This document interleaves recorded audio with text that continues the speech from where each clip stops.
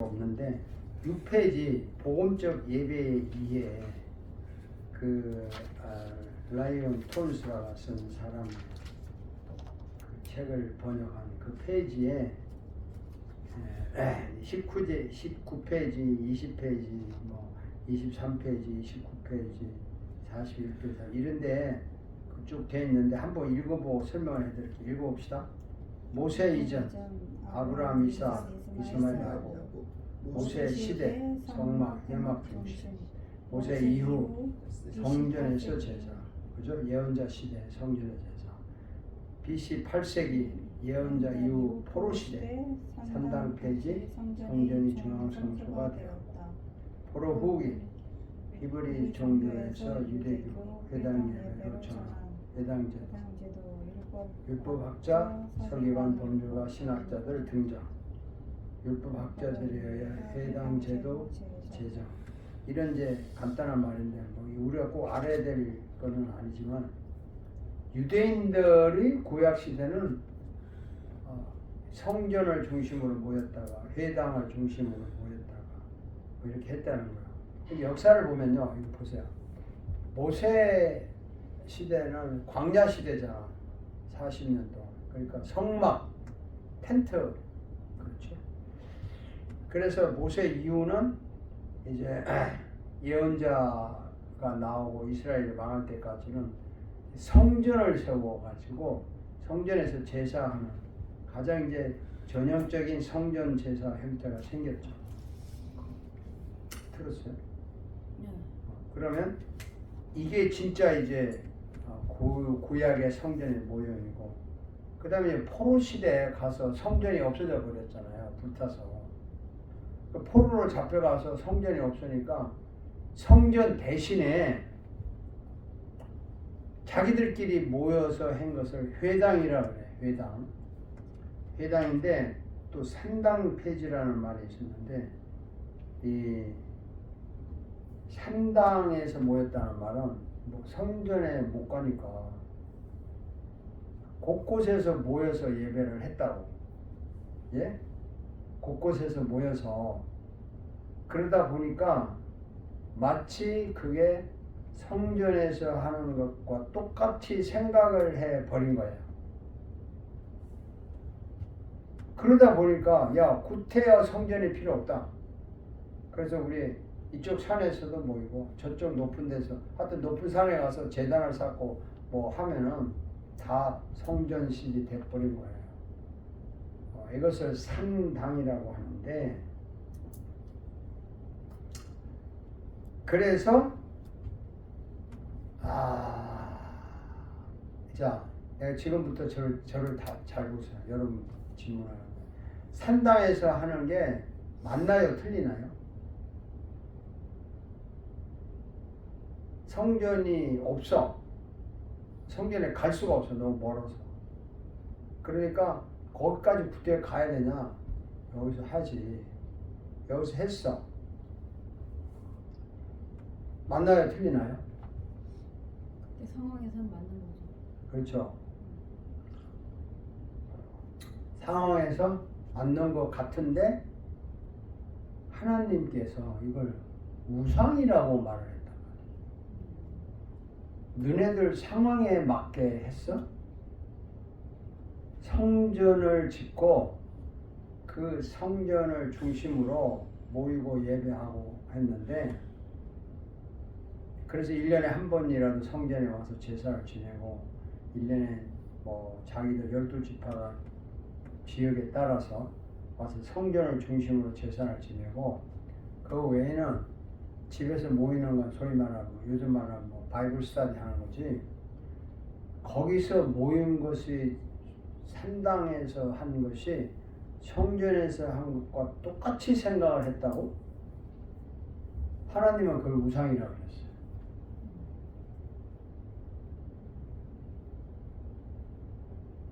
그래서 포로 시대는 산당이 폐지되고 이제 다시 성전이 중앙성소가 되었는데, 포로 후에 와서는 이제 하나의 그 유대교라는 종교가 형성이 되고, 그 다음에 이제 예배가 회당 예배로 이제 모여드는 거예요. 왜냐하면 제사 지내는 게 없어졌으니까.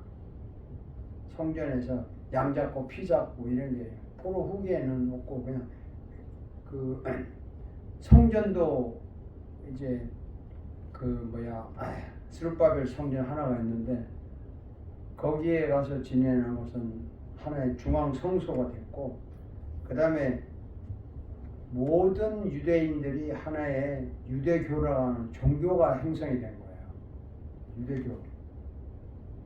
그래서 이 사람들이 회당에서 모여서 자기 나름대로 예배하는 거야. 형식적인 예배. 물론 그 예배가 양 잡고 피 이런 건 아니고 이제 성찬식 이런 성례식, 6월절 행사 이런 걸로 이제 많이 바뀌었죠. 묘하다고. 아무튼 그래서 그때 이제 율법학자들이 생기고 회당 제도가 생겼는데 예수님 당시에 예루살렘 성전이 있었잖아요. 있었는데 회당에서 가르쳤다. 그 회당은 지역마다 다 있는 거야. 성전은 중앙이고 그러니까 6월절 행사 때 그 사도행전에 보면 6월절 행사 때 모든 사람들이 예루살렘에 다 모이잖아요. 그리고 오순절 때는 그 6월절 행사 때 각 열 몇 개 지역에 흩어진 사람들이 다 모여서 6월절 행사를 하잖아요. 보름 동안. 그때 성령의 역사가 일어나고 그때 모인 사람들에게 베드로가 방언으로 설교를 하고 거기 모였던 각 지역의 사람들의 은혜를 받고 예수를 믿고 각 지역으로 돌아가서 거기에서 이제 해당 예배를 한 거죠. 그래서 예배를 한 거지 제사를 지내지는 않았다고. 근데 이게 왜냐면 산당에서 모이는 것이 나쁘다는 게 아니라 산당에서 제사를 지내버렸단 말이에요. 제사는 성전에서만 지내라고 했는데 산당에서 제사를 지낸 거야. 그러니까 하나님이 그걸 우상이다. 너희들 내가 지정한 곳에서 안 하고 어쩔 수 없이 했다고 하니까 그게 옳다고 생각하느냐. 그래서 내가 이제 질문을 던지는 거예요, 여러분에게. 하나님의 기준에서 볼 거냐? 우리 입장에서 볼 거냐? 어느 쪽에서 봐야 돼요? 병도씨 어느 쪽에서 봐야 돼요? 하나님 입장에서 봐야 됩니다. 하나님 입장에서 보기가 쉬워요? 어렵죠. 어렵죠. 근데 솔로몬도 기본 산당에서 성전 전에. 성전 전. 성전 전에 기본 산당에서 했잖아. 그리고 이제 솔로몬 성전 다음에 그 모든 거 싹 다 정리했잖아요. 그리고 이제는 여기서 해야 된다 했는데 성전이 있는데도 산당에서 하는 거야. 그냥 뭐니까 기본 산당뿐만 아니라 사람들이 그리고 남북으로 갈리니까 북쪽 이스라엘 사람들 성전에 와야 되거든요. 남쪽에. 그리고 북쪽의 왕이 한번 생각해봐. 아니 이 사람들 남쪽에 내려가면 북쪽 나라 이거 이스라엘 만화 아니야? 그 북쪽에 단과 그 베델에다가 자기들 남대로 단을 쌓은 거예요. 산당 재단을 쌓아놓고 야 거기까지 갈 필요 없냐. 하나님이 여기도 우리가 똑같이 제사를 지내자 해가지고 산당에서 제사를 지냈다 이 말이죠. 그리고 이게 퍼져가지고 북쪽 사람들은 그래? 산당에서 제사하나 성전에서랑 똑같지? 이렇게 인식이 되어버린 거예요. 그래서 성전에서 제사하는 식의 제사 방법이 아니라 산당에서 하다 보니까 제사장이 있고 룰이 있고 법칙이 있고 이런 걸 약간 생략을 하면서 또 가난한 사람들도 짐승을 바쳐서 신에게 바쳤잖아요. 그 사람들도 제사를 지내잖아. 근데 가난한 사람들이 제사 지내는 방법은 잘 알겠지만 짐승을 잡아서 죽여서 태우고 앞에서 먹고 춤추고 놀고 그 술도 마시고 또 그 앞에서 여자 제사장들은 이제 신에게 예물을 드리고 남자들과 성관계를 하고 이런 이제 축제 제사를 했단 말이에요. 그러니까 산당에서 이스라엘 백성들이 성전식으로는 할 수 없지. 성전 안에 뭐 떡상 있고 뭐 이렇게 다 못하니까 여기도 이렇게 하면 된다고 하다 보니까 가난한 사람들이 하는 거하고 자기들 하는 거하고 비슷하게 섞여가지고 그냥 믹스가 된 거예요. 이게 하나님을 예배하는 것이 아니라 너네들 편하려고 하는 거잖아 이게 지금. 그게 우상이라는 거예요. 어때요? 말이 되나요? 네? 말이 돼요? 자, 요즘에 많은 분들이 지난주에도 우리 교회 한 분이 오셨는데 한국에서 방문을 하셨는데 교회를 어디 나가시냐 했더니 뭐 한국의 김포에 있는 무슨 교회 나간다.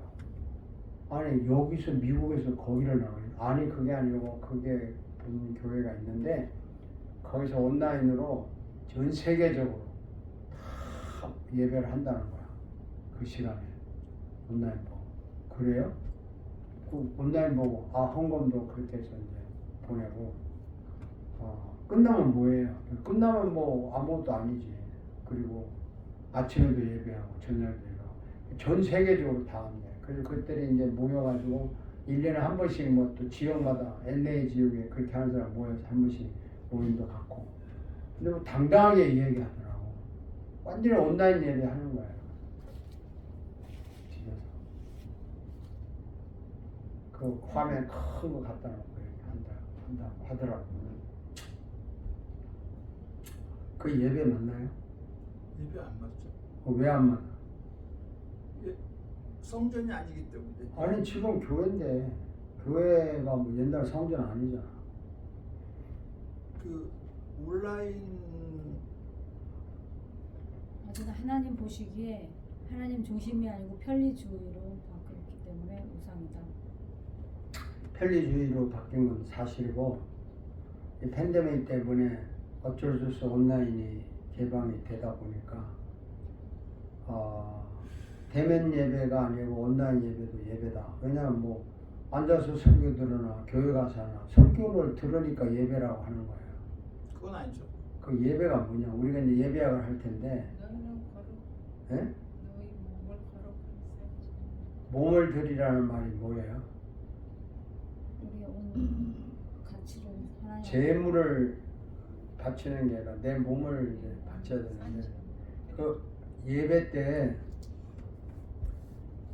때 화면 보고 예배하는 것은 설교자하고 예배 드리는 사람 성도들하고 이 커뮤니케이션이 안 되잖아. 그 영화 보고 앉는 거잖아요 지금. 그렇잖아요? 네. 그리고 그 영화 보면서 뭐 들으면서 뭐 혼자 박수 치고 하겠지. 좋아서. 우리도 영화 보면 그러잖아요. 근데 뭐 화면에 있는 스크린에 나타나는 그 배우가 우리가 박수 친다고 뭐 우리한테 특별히 뭐 너 나 박수 고맙다 이렇게 하나요? 자, 이게 굉장히 그 조심스럽게 말해야 되는데 예배는 만남이에요. 만나는 거라고. 예배는 만나는 거라고. 근데 온라인으로 하는 것이 진짜 만나는 건가요? 대면이죠. 아니 온라인으로 하는 게 진짜 만나는 거냐? 만남이 아니죠. 그럼 뭐예요? 그럼? 이걸 여러분이 확실하게 대답을. 예? 시청.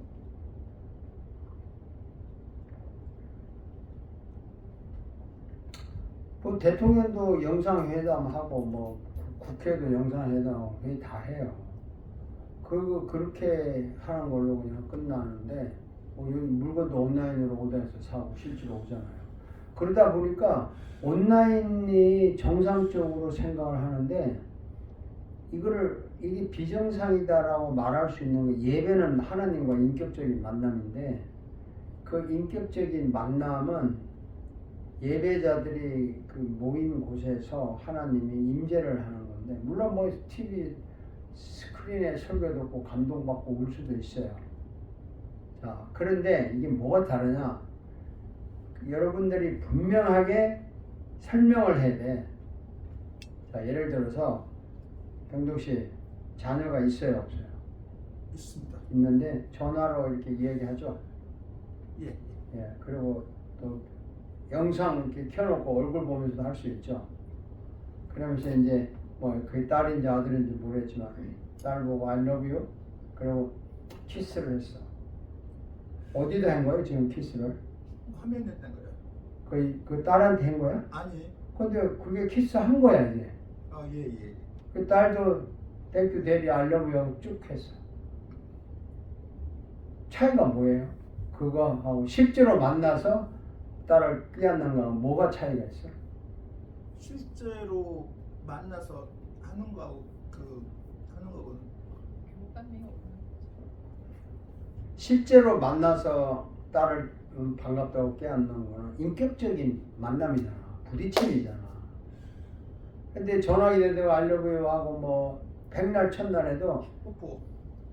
뽀뽀를 해도 말도 화면에도 하는 거잖아. 그러니까 근데 아무것도 네, 아니잖아. 아무것도 아니다. 대면 예배하고 온라인 예배가 대면 예배 이렇게 저처럼 묻고 쳐다보고 대답하고 성질도 내고 화도 내고 관람이 아니잖아요. 눈동자가 왔다 갔다 하고. 그래서 여기에 하나님의 역사가 일어나는 이 예배인데 아니 편리를 위해서 그냥 집에서 이게 방송국이라든지 뭐 무슨 영화를 본다면요 관계없어요. 예배라는 것은 그 자리에 성령님이 실제로 모인 곳에 임재를 해서 인격과 인격의 만남인데 이게 참 설명하기가 힘들다고. 그러다 보니까 제가 이렇게 예를 드는 거예요. 아니 자기 딸을 전화로서 막 뭐 I love you 사랑해 우리 딸하고 죽을 때까지 그러고 갈 거예요? 그래요? 그럼 뭐 나는 딸 사랑해 만났어? 항상 이 선언을 하니까 만난 거야? 맞는 게 아니죠. 부딪힘이 없잖아. 근데 부대낌 없습니다. 요즘 사람들이 여기 만성이 됐어요. 아무 감각이 없습니다. 그냥 말도 하기 싫어. 카톡으로 보내고 뭐 저한 거라면 영상 켜봐 하고 말하고 끝나고 그러지. 실제로 전화하면 전화도 안 받는 목소리를 주고받는 게 없어요. 문자로 다 보내. 그러다 보니까 굳이 교회를 왜 가야 돼? 그냥 화면으로 다 보고 뭐 거기서 필요한 헌금 그냥 크레딧 카드로 보내주면 되는 거죠. 이런 식이에요. 그럼 자기는 예수 잘 믿는 거야. 너무 잘 믿는데 성경 공부도 그 화면을 가지고 다 해요. 열심히 학교, 대학교 강의하듯이. 성경 공부야 할 수 있겠죠. 예배라는 거는 만남이거든요. 성경 공부야 할 수 있지만 예배는 그게 아니라. 은혜 씨 결혼하셨어요? 그러면 남편 되는 분하고 한 번도 안 만나고 그냥 전화로만 뭐 I love you 하고 평생에 살았다? 그럼 돼? 맨날 만나 남편 전화로 맨날 얘기해 맨날 전화 끌끌대고 웃고 뭐 하더냐고 다 해. 한 번도 실제로 안 만났어. 그 부부인가? 이렇게 예를 들니까 좀 실감이 나요? 그걸 정상으로 생각한 것이 대면을 하지 온라인으로 뭐 급해가지고 병원에 입원한 환자들도 병원에 누워서 교회를 못 가니까 TV에 설교를 듣고 감동을 받을 수 있지만 그게 예배라고 생각하는 순간 우상이야. 그게 우상이야. 그건 절대 예배가 아니잖아요. 하나의 영적인 어떤 훈련이지. 뭐 TV 보고 설교 듣는 거 영적인 도움이 돼요. 경건 훈련, 영적인 훈련되죠. 예배한다고 할 때는 그렇지 않잖아요.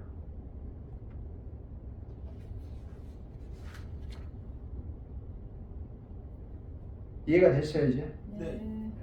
똑같은 말을 왜 자꾸 반복하냐면 여러분들이 어디 가서 누가 말을 할 때 설득력 있게 설명을 해야 되는데 다른 거 설명하기가 참 힘들어.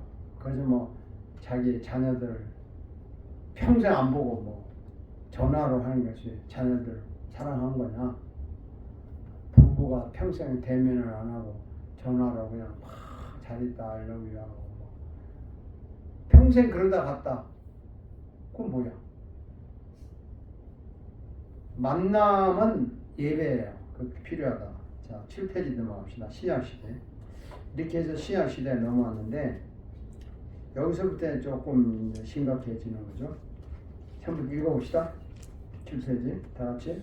처음 얼마 동안은 그리스도인과 유대인이 회당과 성전에서 예배, 말씀과 성록과 해설, 사랑의 식사, 애찬을 했다.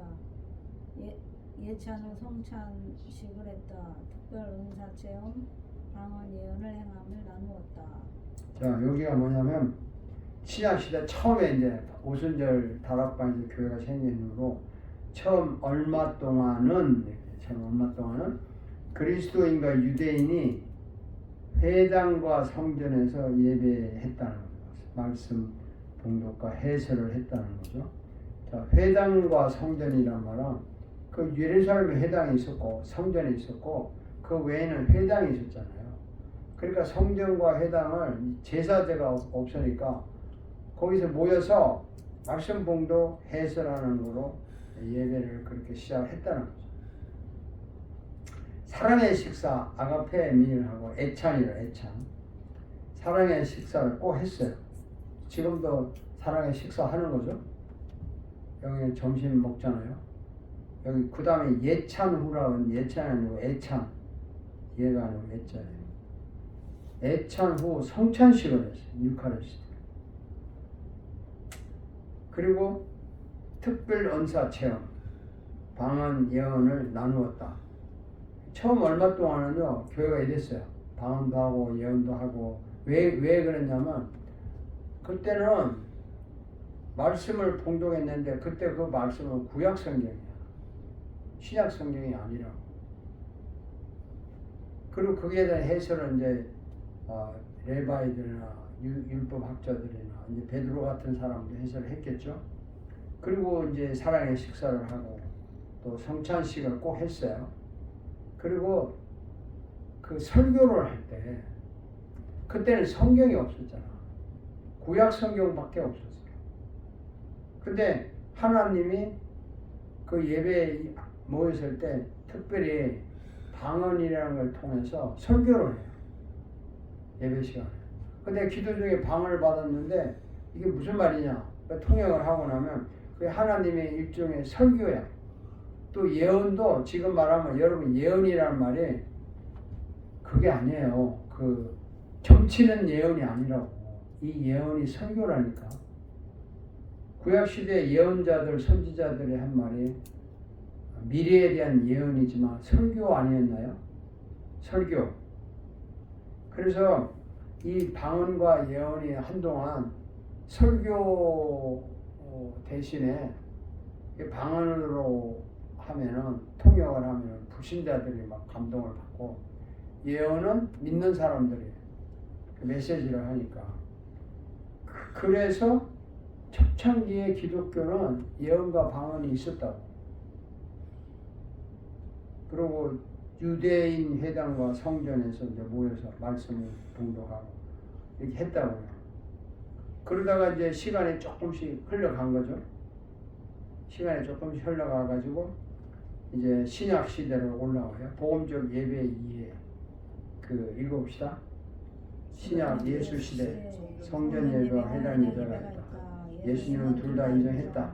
성전 예배, 희생 제사, 연중 축제 예배, 예루살렘, 회당 예배, 율법 낭독과 해설과 노래와 음악수, 안식일에, 초대교회, 회당에서 공동체 예배로, 초대교회, 성전 예배, 늘 성전에 있으니 또 날마다 성전에 있든지 날마다 성전에 모이기 힘쓰고 그 다음에 제사 폐지, 의식적 율법 폐지, 제사장 제도 폐지, 그 그 다음에 회당 예배가 되고 성경 공동 해설 찬양이 있었고 기독교 시기 예배, 다락방, 오순절 주간의 첫날, 가정교회 특별한 인도자가 임명되지 않아. 이게 이제 복음적 예배 이해라는 책에 상당히 세밀하게 쓴 건데 신약 시대는 일정 기간 동안은 성전 예배, 회당 예배가 섞여 있었어요.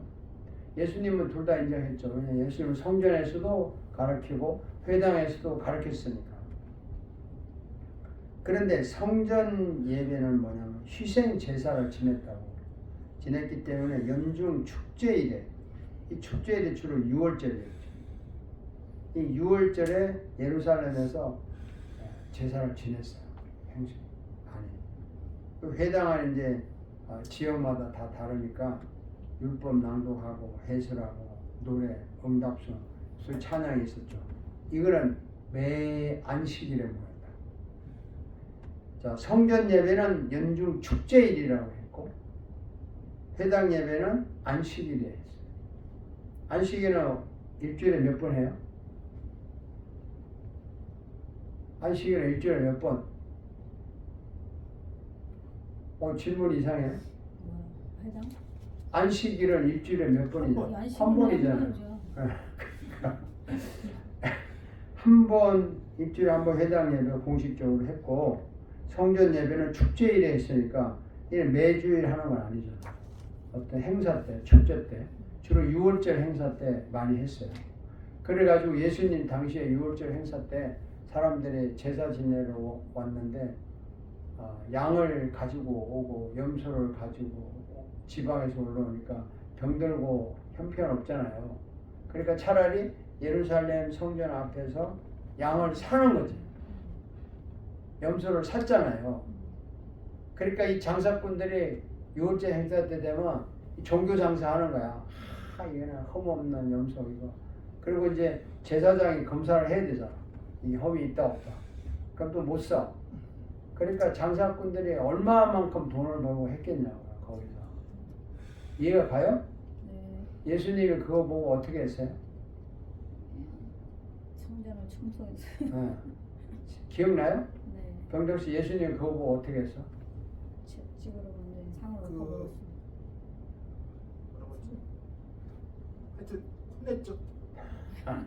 원래씨 어떻게 했어요? 예수님은 안 하셨죠.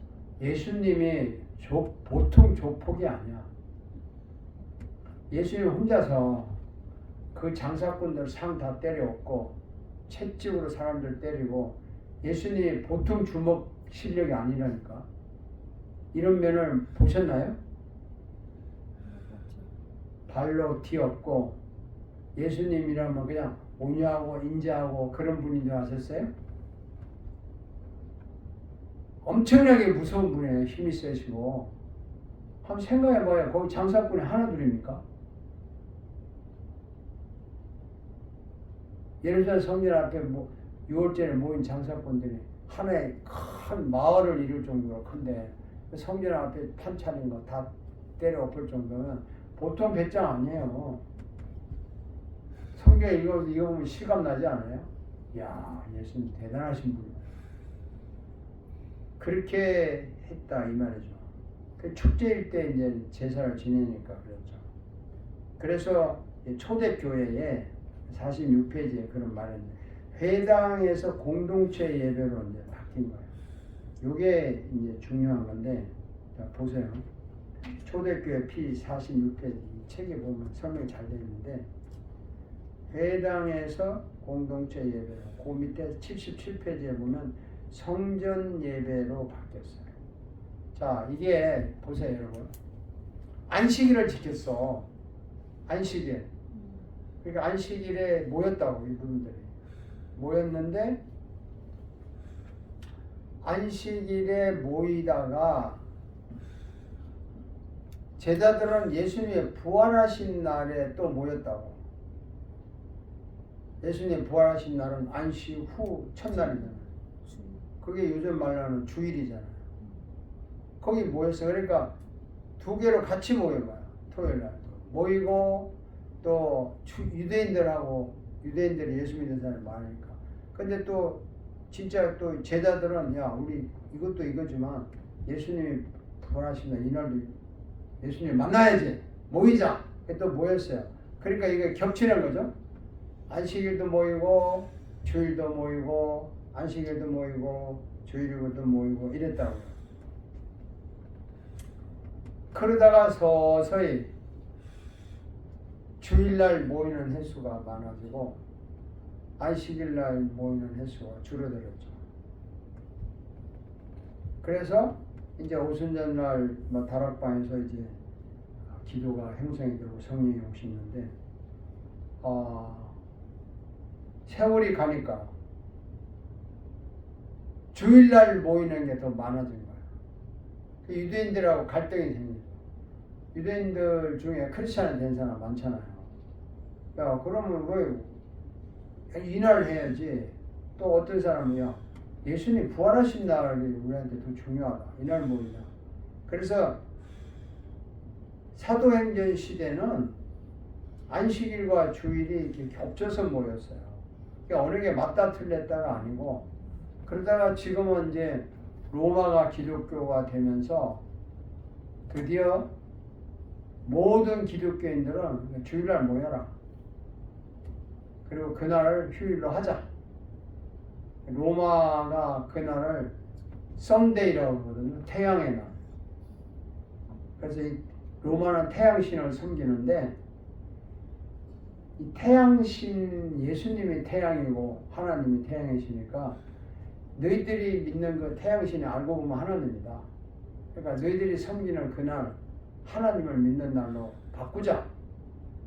이렇게 콘스탄틴이 머리를 써서 했더니 거부 반응이 없는 거예요. 우리가 믿는 태양신이 그 신이야? 그날 뭐야? 나 빼.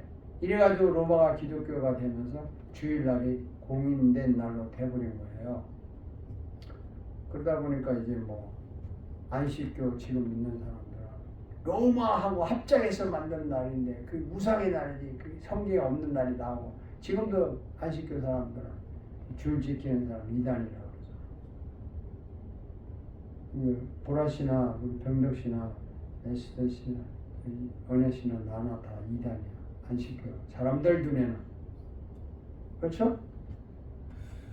자, 그래서 이제 예배의 역사가 이렇게 끝나고, 그러니까 예배의 역사, 또 이제 정장복 번역한 책에 제임스가 쓴 책인데, 다 같이 읽어봅시다. 큰 소리로. 신약 성서 시대 교회 예배.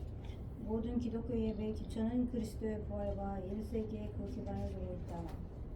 그때 이후에 모든 예배의 갱신은 초기 기독교 1세기의 원리와 관습으로 거슬러 올라가는데 열심을 내었다. 오케이. 이게 참 중요한 말이에요. 이 예배의 역사에 쓴 사람은 모든 기독교 예배의 기초는 그리스도의 부활, 그리스도의 부활과 1세기, 그때부터 시작한 1세기에 기초하고 있다. 그러니까 예수 그리스도의 부활한 날에 맨 처음에 예수 믿는 사람이 모여가지고 어떤 식으로 예배를 했나 이걸 쭉 살펴보는 게 기본적인 기독교의 예배가 되었다는 겁니다.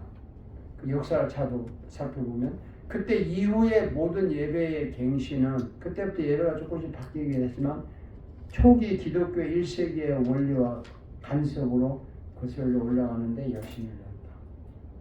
여러분들이 이제 예배를 제대로 배우려면 예수님이 성천하시고 기독교가 이제 로마까지 가는 단계에서 박해를 받고 죽어가고 그러면서 이제 한 100년 동안 기독교가 바울이 죽고 이제 뭐죠? 예수님 제자 요한도 죽고 그럼 1세기가 흘러갔잖아요. 그 사이에 모여서 어떻게 예배했고 어떤 식으로 찬양했고 뭐 했던 이게 기본이 그때 다져졌다. 그때 원리와 관습으로 이제 거슬러 올라가서 예배를 다시 시작하는 거예요. 자, 그 다음 읽어봅시다. 졸리는데 큰 소리 읽고 정리합시다. 초대 기독교 공동체 예배는 어떤 것인가? 11편 연구하는 방법은 초대 기독교인들이 살았던 세계와 그들이 경험한 사회적 실상을 점검하는 것이다. 초대 기독교인들은 누구인가? 그들이 기독교인이 되는 것을 어떻게 이해하는가? 그들은 어떻게 그리스도 안에서 하나됨이라는 새로운 질서를 성취하고 경험하였는가? 그들이 그리스도인으로 살고 죽는 것이 무엇을 의미하는가? 그들은 어떻게 삶의 위기 중에 기도하고 감사드리며 시대를 분별하며 서로를 격려하였는가? 그들은 어떻게 기독교 공동체 생활을 했는가? 그들은 어떻게 기독교 공동체를 조직하고 어떻게 복음을 설교하였으며 어떻게 공간과 음악을 사용하였는가? 이 질문이 모든 것에 답을 주는 거예요. 이 질문이 굉장히 중요해요. 자, 초대 기독교인들이 살았던 그 세계, 그들이 경험한 사회적인 실상, 이걸 점검해야 되는데, 과연 초대 기독교인들이 누구냐? 누군 것 같아요? 초대 기독교인들이 이 질문을 많이 하는데. 오순절 마가 다락방에서 그렇죠. 그 변화 받았던 사람들이. 그렇죠. 그런데 역시 보라씨가 최고예요. 그런데 그 사람들이 누구냐 말이에요. 유대인이냐, 헬라인이냐, 로마인이냐, 누구예요? 다요.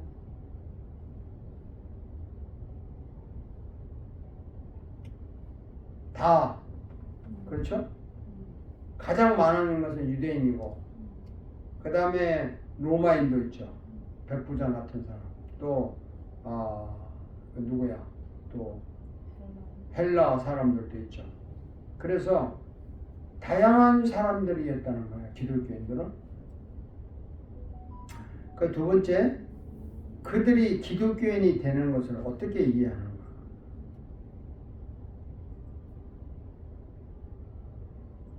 질문이 이상하죠. 그들이 기독교인이 되는 걸 어떻게 이해하는가? 그들이 어떻게 해서 기독교인이 됐는가? 그걸 이해를 해야 돼요. 근데 대부분 보면 그때 당시는 그냥 간단해요. 어쨌든 죄를 고백하고 세례를 받고 성령을 받아서 기독교인이 됐어. 심플해. 반드시 죄를 회개해서 용서받고 세례를 받아. 세례를 받고 성령을 받아. 베드로가 그랬잖아. 너희가 죄를 고백하고 회개하여 용서를 받으라. 그럼 성령을 선물로 받으리라. 그러니까 복음을 들은 사람들이 회개, 세례, 그 다음에 성령 이렇게 해서 기독교인이 되는 거예요. 여러분도 그랬죠? 그렇게 기독교인 되었죠? 네. 병덕 씨도 그렇게 됐나요? 예, 그렇습니다. 그래야 되겠죠. 은혜 씨는요? 갑자기 고민돼요? 그들은 어떻게 그리스도 안에서 하나됨이라는 그 새로운 질서를 성취하고 경험했는가? 자, 그리스도 안에서 하나라는 것이 그 사람들이 뭘 가지고 그리스도 안에서 하나라고 했을까요? 질문을 막연한 것 같죠? 우리 하나다. 뭐 가지고? 성령. 하나님의 자녀라고. 그 자는데 그걸 뭔가를 하나 이렇게 있잖아요. 우리가 하나다.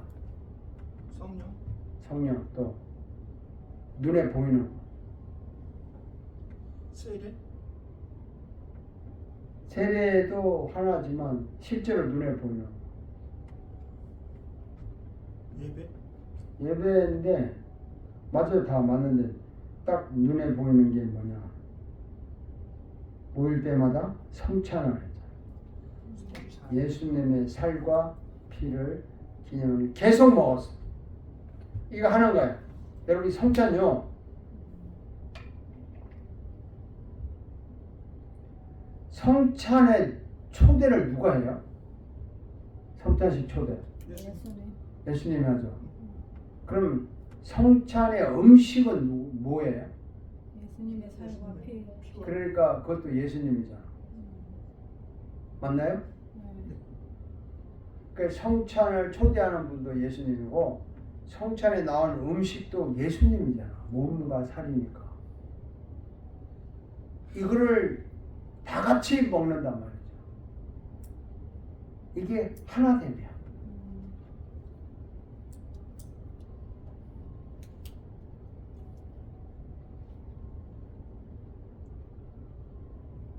제가 예배 시간에 물어봤어요. 성찬식 할 때.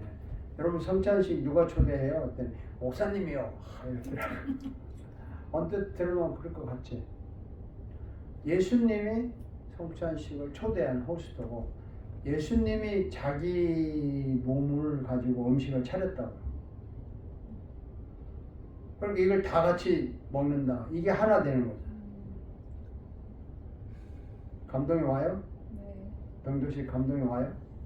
은혜 씨는?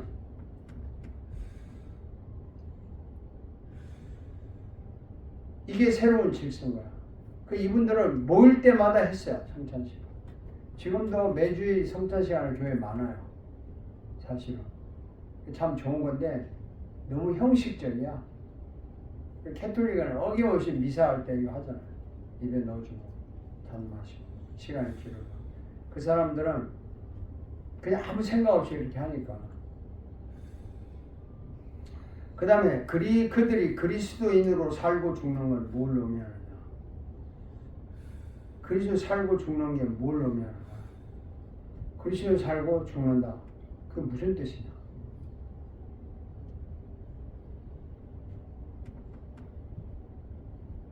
영성. 그리스도 살고 죽는다. 영생. 또 그리스도인으로서 살고 죽어. 참 복잡한 말인데 그때부터는 자기가 자기 인생의 주인이 아니지.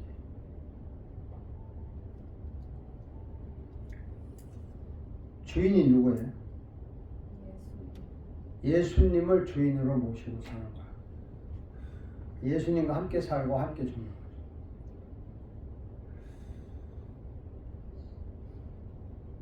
예수님이 주인이다. 아, 이거 참 너무 심각한데 너무 간단하게 생각하는 거죠. 자, 예수님이 주인이다. 맞습니까? 네. 여러분 인생의 주인이 누구예요? 나잖아요. 나. 내가 주인 아니에요? 내 주머니에 돈 들어서 이 돈의 주인이 누구예요? 나. 다시 이 돈의 주인도 예수님이에요. 나의 주인이 예수님이니까. 이거를 우리가 인식을 안 하는데 초대교회 사람들은 그렇게 살았다. 그리스도는 살고 죽는 게 뭐냐면 내 인생은 내 거 아니다. 하나님 거다. 그렇게 생각하고 살았어요. 그 다음에 그들은 어떻게 삶의 위기 중에 기도하고 감사드리며 시대를 부르며 서로를 격려하는가. 이거는 참 막연하게 힘든 얘기인데 계속 박해를 받았잖아요. 위기를 받았을 때 끝까지 기도하고 감사하고 그리고 이 시대가 악하다 선하다 분별해서 서로가 격려를 했다는 거예요. 그러니까 얼마나 아프냐? 나도 아프다. 얼마나 괴롭냐? 나도 괴롭다. 그러나 주님이 우리를 지켜주시고 영광스러운 주님이 오시면 해결된다. 이 삶의 위기 중에 끊임없이 기도하고 감사하는데 저나 여러분이나 나도 고민해요. 보라씨도 고민 많이 할 것 같아요. 기도를 하면 지금 당장에 응답해주면 얼마나 좋겠어요. 근데 내가 지금 급해서 하는데 전혀 하나님이 응답을 하지 안 하고 대답이 없어. 그래도 해야 돼요, 기도? 해야 되죠. 언제까지? 응답할 때까지 아니 근데 응답을 안 하면 끝까지 해야 되죠. 끝까지 해야 되죠. 이 하나님께서 예를 들어서 병을 고치다가 끝까지 안 고쳐줘. 그것도 계속 기도해야 돼요. 해야 되냐고. 해야 됩니다. 그러니까 나는 안 고쳐주겠다 이 말이야 하나님께서. 그것도 해야 돼. 해야 돼요. 내 은혜가 내게 좋거든. 바울이 이 가시 제거해달라니까 끝까지 안 들어줬잖아. 네 은혜가 좋게 그만해. 그럼 그 다음부터 바울이 할 일이 뭐야? 계속 기도해야 돼. 아니요. 그럼 안 해요. 그걸 뭐 해야 돼? 다른 거죠. 아 이걸 우리가 이제 잘 생각하신다. 내가 아픈데 이거 안 고쳐져. 이렇게 하는 거 안 돼. 너. 이 아파. 바보처럼. 그러면 내가 이 아픈 걸 통해서 어떻게 하나님의 영광을 더 드러내게 할까? 어떻게 하나님의 능력을 더 보여줄까? 그렇게 기도를 하라는 거죠. 하나님 이 아픈 것 가지고 오히려 안 아플 때보다 더 주님의 이름 높이고 영광을 나타내는 방법이 뭡니까? 알려주세요. 이런 거 기도를 해야 되는 거예요. 그게 정상이에요.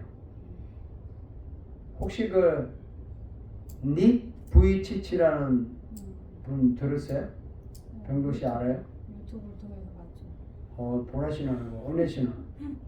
아유 정말 구시대 사람들이시네. 예? 지금 철학에다가 닉 부이치치인가? 한글로 찍어보세요.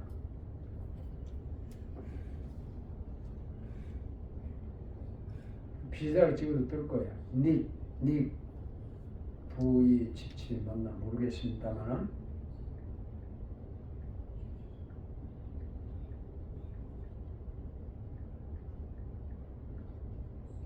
누구야?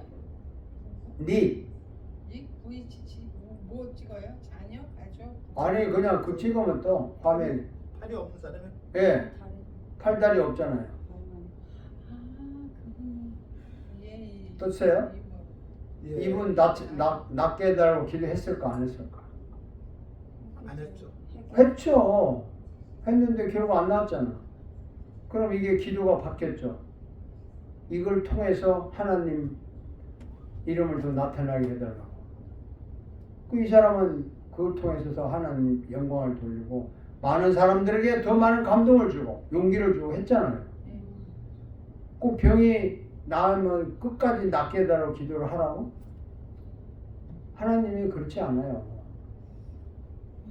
그래서 위기가 오고 삶이 왔을 때 병이 꼭 나아야 되는 게 아니라니까. 이 병을 통해서 더 큰 하나님의 일을 할 수 있게 해주는 것도 응답이잖아요. 혹시 송명희 시인 아세요? 알아요? 그분은 무슨 병이에요? 내성마비인데 몸이 이렇게 오그라들어 있잖아. 어릴 때부터 이렇게 땅에 이렇게 강아지처럼 기어 있잖아. 근데 이분 인생을 얼마나 원망했겠어요. 참 원망했다고 그랬잖아요. 했는데 어떻게 주님을 만났어. 그래서 내가 이 나를 원망할 것이는 이걸 가지고 내가 할 수 있는 게 뭐냐. 결국 연필 가지고 뭐 이게 글을 쓴 거죠. 그 시인이 됐는데 그분이 쓴 그 글 중에 여러분 유명한 찬양 있잖아요. 나 가진 재물 없으나. 근데 나는 그거 들을 때 많이 울었어요. 지금도 그런데 그 후에 보면 공평하신 하나님이 나념이 없는 것. 아니 그분의 입에서 하나님이 공평하다는 말이 나와. 하나님 공평해요? 어떤 사람은 사이가 멀쩡해서 떵떵거리는 자기 이런데 하나님 공평하냐고. 공평하시죠? 공평하시죠? 그분이 입에서 나왔단 말이에요. 공평하다는 말이. 그거는 빈말이 아니에요. 그냥 흔히 하는 말이 아니잖아. 뼛속 깊이 하나님이 공평하다. 자기에게 주시는 은혜가 너무 넘치니까 공평하다고 한 거 아닙니까? 이게 그들의 삶은 위기 중에서도 감사하며 격려하며 살았다. 초대교회 사람들. 대단한 거지.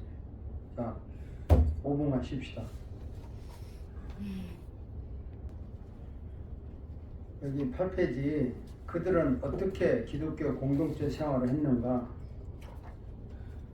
공동체 생활이라는 거 있어요. 공동체 생활이라는 거는 뭐 같이 모여서 사는 것도 되지만 한 지역에서 사는 거예요. 한 지역에서 끼리끼리 사는 거예요. 그러니까 동네가 그냥 다 그 사람들끼리야. 그래서 서로 음식도 나눠주고 갖다 주고 우리 집에 뭐 수박이 익었다 그러면 옆집에 또 갖다 줘. 옛날에 시골에 그런 거 많이 했잖아요. 그런 것처럼 기독교인들끼리 그렇게 모여 사는 거야. 지금도 기독교인들끼리 모여 살면 좋을 것 같아. 모여 살면서 뭐 같이 예배도 하고 또 음식도 나누고 그렇게 해서 공동체 생활하면서 아프면 같이 병원에 가지고 같이 기도하고 아무튼 행사도 같이 하고 좋은 일이 있으면 뭐 결혼식 한다면 옆에서 뭐 꽃도 만들어주고 뭐 장례식 한다면 뭐 요즘은 다 돈 주고 끝나지만 옛날에는 뭐 집안 행사에서는 뭐 아기 낳다 그러면 뭐 밥 뭐도 해다 주고 할 때 이 공동체 생활이라는 게 굉장히 중요해요. 요즘 교회를 공동체라고 말을 하는데 공동체 생활 하나요? 교회가? 힘들죠. 뭐 각자 자기들끼리 생활하고 또 교회에서는 행사를 할 때는 같이 하죠. 그렇게 공동체 생활을 해서 음식을 나누고 재산을 나누고 뭐 고통을 나누고 이렇게 했다는 겁니다. 그들은 어떻게 기독교 공동체를 조직하였고 어떻게 복음 설교를 하였으며 어떻게 공간과 음악을 사용하였는가. 이거 상당히 중요한 말인데 그 공동체를 조직을 해야 되잖아요. 그러니까 요즘 말로 하면 뭐 구역장 뭐 이럴 수 있겠죠. 또 그룹 리더 이렇게 공동체 조직이 되는 거죠. 그걸 구성을 했어요. 초대교회도 했다고. 요즘 큰 교회에서 다 무슨 그룹 모임 있잖아요. 뭐 어느 교회는 뭐 집화 모임, 어느 교회는 다락방 모임, 또 어느 교회는 또 뭐 가정교회 목장 모임 뭐 이런 거 다인 것처럼 그런 이제 공동체 조직을 했어요. 그때도 하고 그다음에 어떻게 복음을 설교하였는가. 이게 참 핵심인데 그 공간과 음악을 사용하는 것은 그때 당시 음악은 주로 그거예요. 시편을 가지고 이제 곡을 붙여서 노래를 하고 유대인식으로 공간이라는 건 주로 가정에서 모였죠. 가정에서 처음에 그 가정에서 모여서 시편에 있는 거 가지고 노래를 하고 이제 복음을 설교했다 하는데 여기 복음이라는 게 뭘 말해요? 예수님의 십자가에 죽으심으로 구원을 받고 그렇죠. 부활을 하신 주님을 소망합니다. 이걸 아셔야 돼. 내가 한 가지 물어볼게요. 지금 맞는데 예수님이 죽었어요. 부활하셨어. 맞나요? 네. 맞아요? 네. 원혜 씨 맞아요? 네. 예수님이 누구를 위해 죽었어요? 우리도 왜 죽었어요? 예? 나를 위해서. 나를 위해서. 부활을 왜 했어요? 나를 위해서. 나를 위해서? 네. 한 다음에 어쩌자는 거예요? 돈과 돈락이 그게 이제 키워드라고요. 예수님 부활했는데 왜 했냐고. 어? 오시기 위해서. 부활을 한 이유가 있을 거 아니에요. 세림하시기 위해서. 또 십자가에 죽으시고 끝나지 왜 또 살아났냐고. 말씀 이루시죠.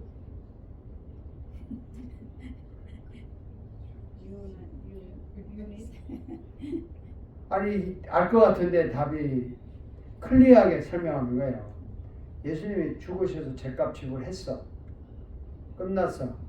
근데 왜 또 살아났냐고. 나를 위해서요. 그 나를 위해서 어떻게 나를 위한 거야? 나와 영원히 살려고 살아났어요. 나하고 같이 안 살 바에야 왜 살아나? 요걸 아셔야 돼. 아까 보라 씨가 동거라고 하는데 동거라는 말이 있잖아요.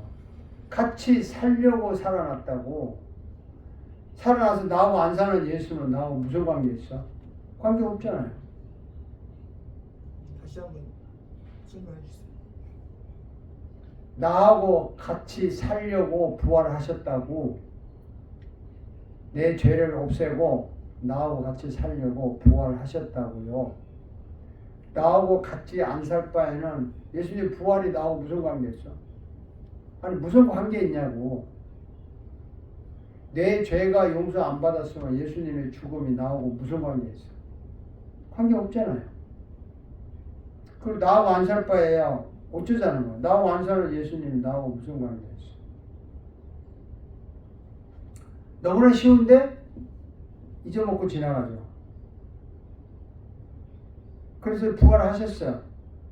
부활하셔서 나오고 살려고 부활하셨다니까. 그래서 내 안에 지금 다시 오실 때까지 영원히 천국에 데려가서 살기 전에 대신에 성령님을 대신 보냈잖아. 내 안에 성령이 오셨다고. 성령이 내 안에 살고 있잖아요. 이게 성령의 역사와 충만이지. 성령님이 내 안에 살고 있다는 이 말이 지금 살고 있다니까. 나하고 내 안에. 그런데 왜 나를 위해 죽었냐면 여러분 안에 들어와서 살려니까, 내 안에 들어와서 살려니까 내가 너무 지저분한 거야. 내가 너무 더러운 거예요. 이걸 청소를 해야 될 거 아니에요. 예수님이 더러운 데 들어오시겠어요? 이거 청소를 하고 들어오셔야 되니까 이걸 청소를 하기 위해서 십자가에서 죽으시고 내 죄를 싹 청소했다고. 이것을 믿는 자는 내 속에 들어오시는 거예요. 왜? 내가 깨끗하니까. 여러분은 지금 사실은 죄인이 아니고 의인이라. 성령님이 계시면. 비록 의인으로서 또 죄를 짓고 또 실수하지만 이미 의인이 된 상태에서 죄를 짓는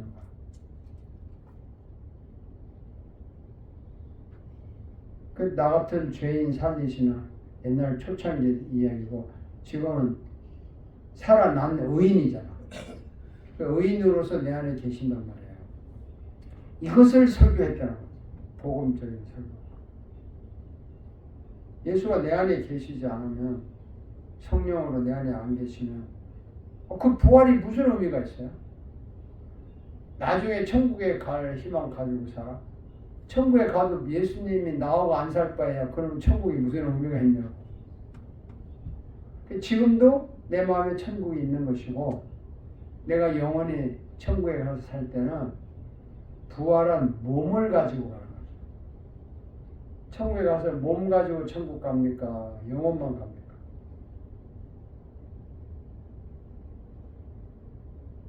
몸과 같이 갔죠. 지금 죽으면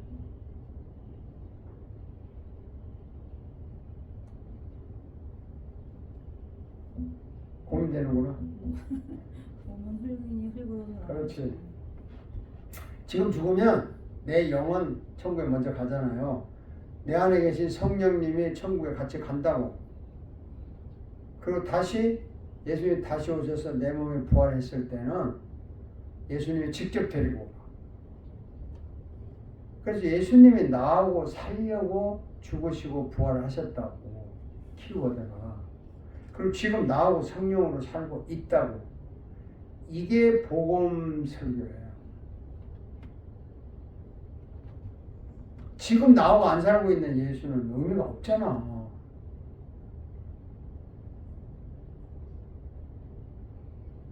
은혜씨, 이게 말이 먹혀요? 은혜씨, 네? 이 말이 이해가 되나요? 학생이니까 솔직히 묻고 대답하는 거예요. 무조건 오케이 하지 말고 지금 이 말이 이해가 돼요?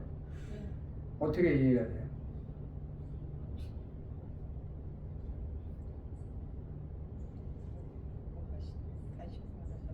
예? 이거요, 제가 반복시키는 거예요.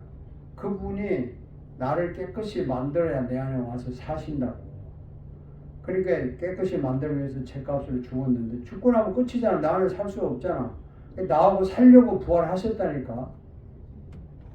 그리고 내 안에 오셔서 지금 나와 살고 있다고. 나는 의인이라고. 내 신분이 바뀌었다고. 의인. 그리고 나서 나는 죄를 짓고 사는 거지. 회개하면서 용서받으면서. 이게 복음 설교입니다. 앞으로 설교할 기회가 있을 터인데 이거를 중심으로 설교를 하셔야 돼요. 아멘.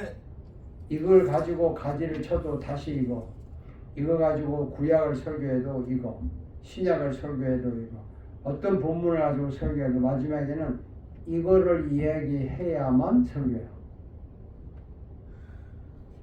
됐나요? 네. 아멘. 오늘 여기까지 합시다. 너무나 고생을 많이 하셨는데 자,